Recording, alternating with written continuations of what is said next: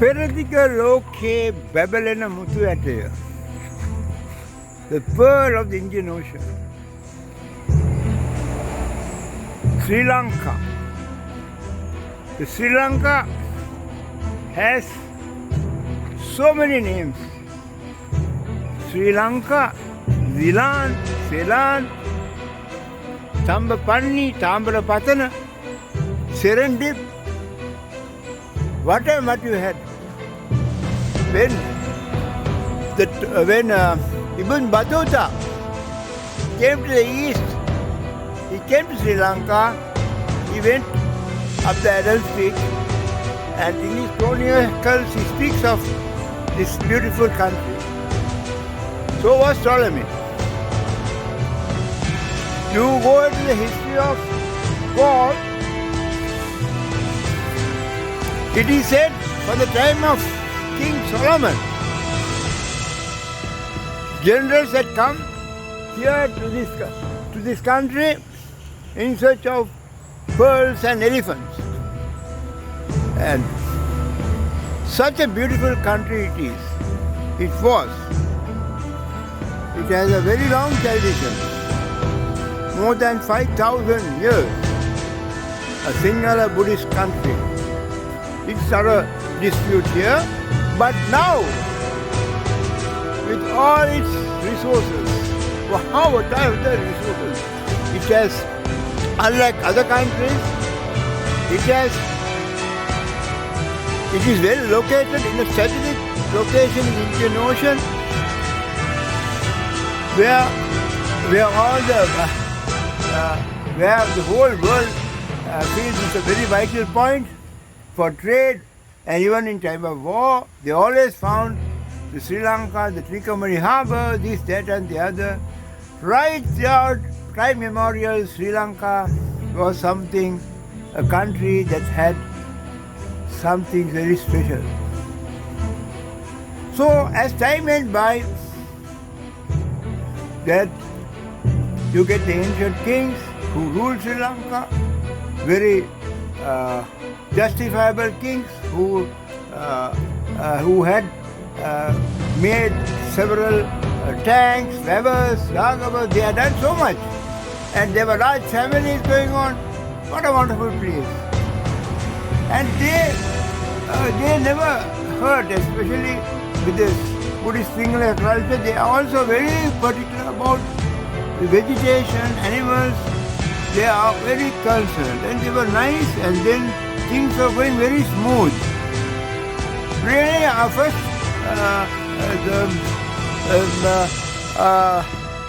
changes that came was the invasion of the other invaders. Like the Portuguese came in, and then the Dutch, and then the British. They came in, and they came to grab our resources, our cinnamon and all the other stuff. They took it abroad, and they were under the guise of, it was more than doing business. They have come to exploit our resources, and last for the British. And then, although the roads were all developed and everything, but then yet they found our resources were all taken, and today you can see it in the London Museum, and even the British Empire would have not been built apart from Sri Lanka. All the Indian resources and manpower was the secret of the British Empire. You can see the life history of Queen Victoria, when Britain was in glory. Now coming back to Sri Lanka, it had, with all its resources, when India again got its independence, through a big struggle and all that, with Mahatma Gandhi in the scene, and finally you find Sri Lanka gaining its independence in 1947 with a United National Party, where all the Buddhists, Christians, they all get together and form a united government, and with that the independence was given to us. And when the Britishers left, we had the freedom to restart life. Now there onwards it is our story. There onwards only there were, when the question now is from 1947 to this minute, what was the country's state of affairs? You must take a full project report or whatever report on this entire thing. What are our resources? What are our vegetation, our manpower, our industrial development?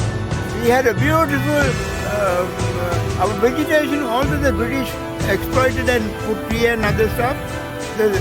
They were very much organized. They had some sense of planning. They knew what were reserve lands, forest lands and all that. And then the elephants were moving in the jungle, the others were doing that. Then reservation forests, proposed reservation forests. Now according to Dr. Davy, in 1819 when he discovered Norelia, he found that Norelia was actually the water course of the whole island. Surely speaking, now after Davy with the Baker and all that, today that entire place has been overcrowded. So actually, by and large, it shows although we gain our independence, were we fit to govern ourselves? Were we fit to run this country in the proper sense? Now see today, as at today, you find the elephants that should have been in the jungle are roaming in the cities. Why? Because they all been blocked out for cultivation. Their homes have been disturbed. Vedas' homes have been disturbed.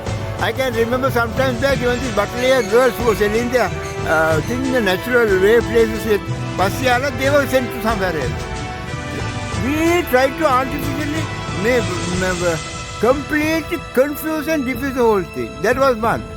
Economically, what was the balance of trade? It was at a surplus. We started importing enough of goods and then starting to develop this, that and the other. My God, if this country was an organization or a shop, to make it short, if it would have been gone into a big problem. If it is your own shop, what will happen? Your resources, your planning, your sales, you plan it out. Now when your country comes with, then again under this parliamentary system, anybody comes and takes over anything and then starts blabbering anything. Each man does anything. Nobody knows what's happening. Nobody knows. There is no sense of leadership. And then finally today you find, just not speaking of the corruption, mismanagement, all the things under the sun. Today, the Sri Lanka, Babylon and Muthiata is a focal point for the whole world. Now, I am getting calls from America, from Australia, everywhere. What is happening to Sri Lanka? What has happened? What is the reason? What is the answer that I can give? If the organizer must be organized for the organization to be organized. The next thing is, you should be sacrificed. If we try to rob ourselves, if we try to cheat ourselves, if we try to abuse ourselves, the end is disaster. So anyway, to sum up, whatever happened in the past, gone is gone. Let us take it for history. Let us study our history for our future planning. We had gone and done a lot of mistakes. Now let us go through these hassles and bezels. The country is in a big the bankrupt state. Again, let us now sink like the Titanic, go to the bottom and give a restart. And let us think positively that the future generation is going to be a big challenge for Sri Lanka to go on the road of success. And still, we have not lost everything. We got a good. We must now first stop and save our resources. We have a beautiful vegetation. The country's resources should be saved. The animals should be saved. Our culture, the Sinhalese beautiful culture, has the whole foreign. Improve the tourism and improve our culture and do. And what's more, it's going to be Sri Lanka is going to be on the road of success. Let's say good luck, goodbye. Everything happening for the good. හැම දෙයක්ම වෙන්න හොඳටයි. So let us work hard and go on a period of therapy, a period of hard work to make our country, to drive our country to a road of success. Good luck, goodbye. It's Ali Zahir reporting you from Colombo.